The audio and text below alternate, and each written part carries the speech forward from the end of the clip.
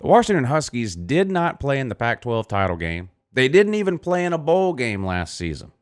But were they the best team in the Pac-12? Yes.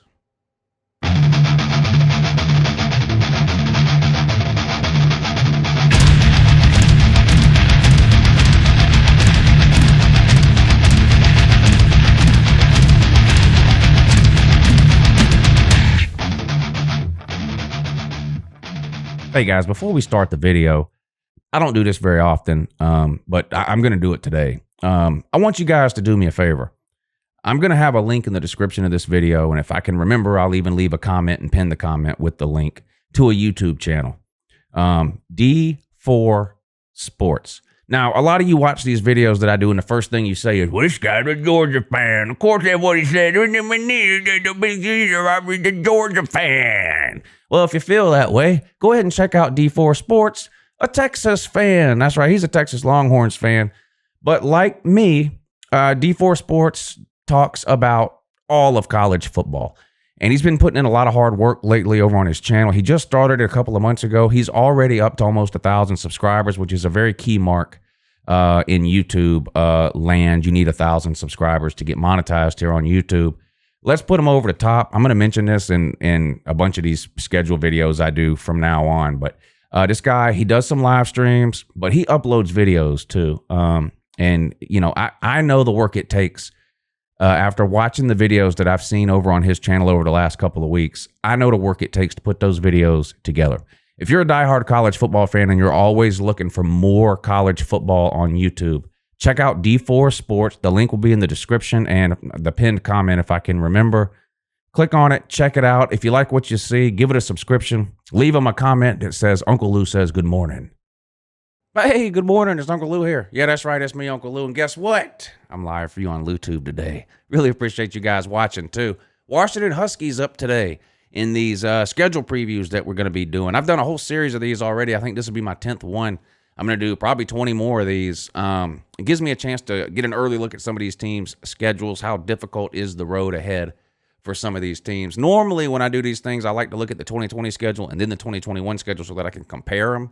You know, is this year's non-con schedule more difficult than last year's? What about the conference schedule, home games and away games? Is this a year where all their hard games are on the road and maybe last year they were all at home? Whatever. That's clearly impossible to do this year because of what we went through last year with the weird scheduling. You had some conferences play 11 games, some play 10, some play 7, some play 6, some play 5, some play 4. It was just all over the place. The Pac-12 in particular looked like they weren't going to have a season at all. They sort of make a late decision to have one with a 6-game season, but most teams, Washington included, were unable to get those 6 games in due to certain games having to be canceled. And like I mentioned at the top, Washington did not play in the Pac-12 title game, not because they weren't the best team in the North, because they were, but because they had some COVID issues and had to back out of the title game, and the Pac-12 awarded that spot to Oregon, who, of course, went on to win the Pac-12 title, but it should have been Washington in that game. If you look at what they did last year in 2020, their first game right away got canceled with Cal. Then they had a home game against Oregon State, which they won 27-21. A home game against Arizona that they won 44-27. A home game against Utah that they won 24-21, and a home game against Stanford that they lost 31-26. That's really the only like head scratching thing on there. Stanford was not a very good team. You see Washington winning all these games. Most people had picked Washington to win that game at that point in the season. Didn't happen. You caught the L to Stanford, and then that following week was really the death knell, really, when you had to cancel the game at Oregon because of COVID issues in the Pac-12. Like I said, awarded the Pac-12 North to Oregon instead of you. They went on and beat Southern Cal, won the Pac-12. But I do think Washington was the best team in the Pac-12 North last year, which was a bit of a surprise. Almost everybody, including me, had picked Oregon to win the not only the Pac-12 North, but the Pac-12 as a whole. Turned out Washington was the better team last year. Now, I know last year was weird because you had no real offseason. You had no spring practice or spring games at all. Everything was all over the place during the summer and fall camps, and you had your social distancing you had to do, and practices were way different than anything we'd ever seen before. So, whole list of reasons of why things might have went wrong for certain teams or whatever. But the point is, if you watched the Pac-12 play last year, which I did, Washington looked like the best team to me. Can they be the best team in 2021?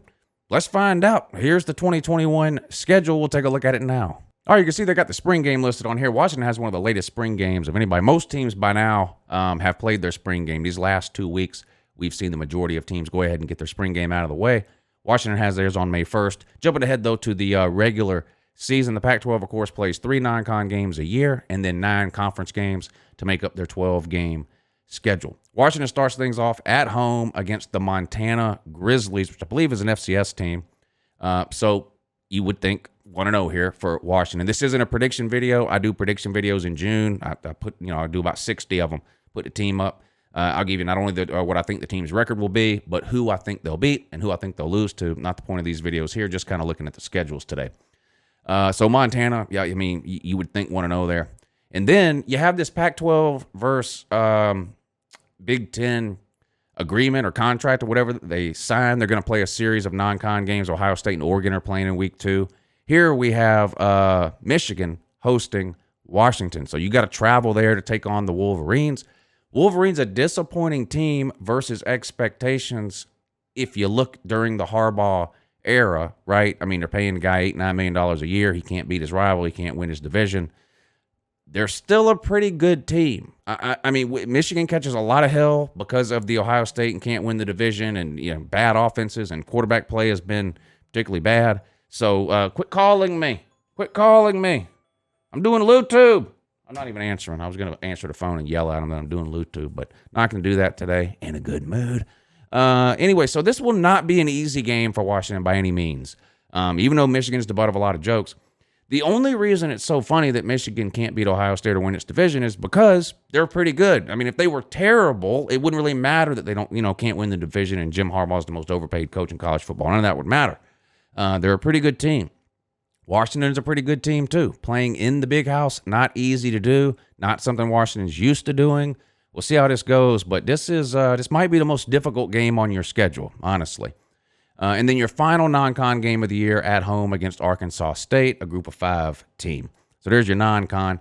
And then you kick things off here in Pac-12 play at home against the Cal Golden Bears.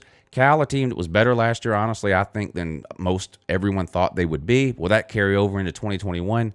I don't know. It's so hard to tell with some of these teams that looked so much better last year than we thought they would look. How much of that was that team really being that much better than we thought they would be versus a lot of other teams just being totally unprepared last season because of the strangeness of the offseason. It was just hard to figure certain things out last year, but you'll find out here how serious Cal is. Your first Pac-12 game of the year at home against the Golden Bears. Then you turn around, take your first Pac-12 road trip of the year on the road at Oregon State. A surprising win over Oregon last year, but a team that I still think not in the upper echelon even of the Pac, not in the top half of the Pac-12. You're infinitely more talented than them, in my opinion. You should win that game. I know it's on the road, and we see weird things happen, but you would assume you'd get the win there. Really, I don't see more than one loss in those first, 4 games, 5 games. Montana, Michigan, Arkansas State, Cal, and Oregon State. Hard to find more than maybe one loss there. And I'm not saying you will lose one game. Again, these aren't prediction videos, but hard to imagine you losing 2, right, in that stretch of games. Then you get your bye week on October 9th. You come out of that, you got a home game against UCLA. Chip Kelly, what can he do? Probably nothing. I think Chip Kelly, a huge case right now of all bark, no bite. We all know what he did at Oregon 12 years ago. What he did at Oregon 12 years ago was a surprise. People had never seen that before. There had been versions of a hurry-up offense before, but nothing like what Chip Kelly tried to do and did do at Oregon, which was basically run 100 plays a game, never stop moving, snap the ball as quick as you possibly can for all 4 quarters. We had never really seen a team do that before. It snuck up on a lot of teams. It took some defenses a few years to figure out how to deal with that type of an offense. But just like we've seen in the past with every type of offense, from the wing T to the triple option to the I formation, to the spread, to the run and shoot, to the fun and gun, you name it, eventually defenses catch up. That's what's happened, I think, with Chip Kelly. And he doesn't have any new ideas, in my opinion. He also doesn't have the athletes or the players right now at UCLA that he had at Oregon. That's pretty clear, too, if you pay attention to recruiting or just watch the games. A team I think you can beat again. On the road at Arizona, new coaching staff there, might be the worst team in the Pac-12. At Stanford, back-to-back road games, that can be tricky. I think you're better than Arizona and better than Stanford. It's not easy to go on the road 2 weeks in a row, though, in conference and win both games. It's just not easy to do. We'll see if you can do it. Stanford's a team that has been down the last couple of years. It's been kind of strange to watch. Stanford was a very consistently good team for a long time. Maybe not great, but consistently good. 8, 9, 10-plus win seasons. It seemed like under David Shaw almost every single year, going all the way back to Andrew Luck. I guess Harbaugh was there then. But they've been down the last couple of years. We'll see what happens here. You got to travel there to play the tree. Then you come back home and host Oregon. And like I said in the Oregon video, I think this game will determine the Pac-12 North. It's going to come down to Oregon and Washington, in my opinion. They are the cream of the crop in the Pac-12 North. I don't think there's anyone else even close. They're the two most talented teams, and I think the two best teams. It's a rivalry game. Who knows how that's going to go? This is 7-8 games into the season. We'll know plenty about both teams by the time this game is played. Right now, though, this looks like a game that could potentially go either way.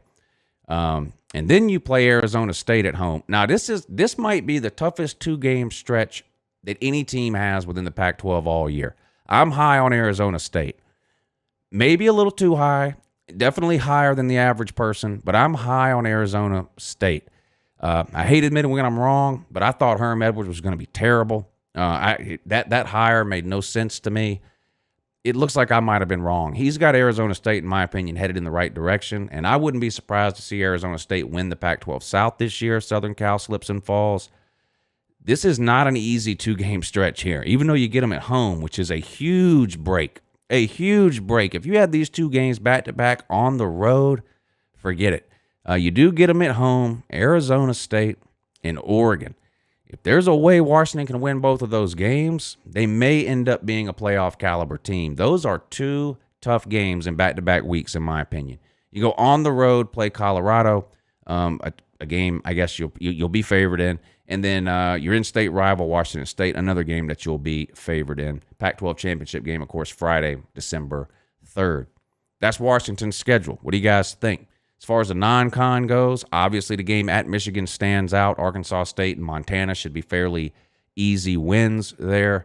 On the road at Michigan, is that your most difficult game? Well, I tell you what, I'll ask y'all. Y'all let me know in the comments. What's a more difficult game for Washington this year? At Michigan or home against Oregon? Or maybe you think it's home against Arizona State, but so we'll say of those 3 games, which do you think is more difficult? At Michigan, not going to be easy. As far as your conference schedule goes, I think you start off light with Cal, Oregon State, UCLA, and Arizona, and really Stanford. You should be on a roll. But that Oregon and Arizona State game, those are 2 big hurdles to get over, and having to play those 2 teams in back-to-back weeks is not going to be easy. You finish things off with 2 games that you should win at Colorado and Washington. To me, this looks like somewhere between 8-4 and maybe 11-1, possibly 12-0.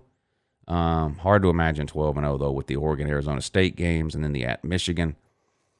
Broad range of possibilities here for Washington, I think. We'll see how that Michigan game goes early on. If you win that game convincingly, maybe people start giving you a little bit more of a chance in those back-to-back games against Oregon and Arizona State. We'll see. I do think Washington is a really good team in 2021. We'll find out soon enough. There you go, to Washington Huskies 2021 college football schedule. If you guys want to take a guess at trying to predict their record, be my guest in the comments down below. I'll start making those videos in June where I try to do the prediction videos and tell you who they're going to beat and who they're going to lose to. But you can go ahead and jump the gun. Let me know down below what you think their record will be. All right, I appreciate you guys watching. Subscribe if you're not already, and have a good morning.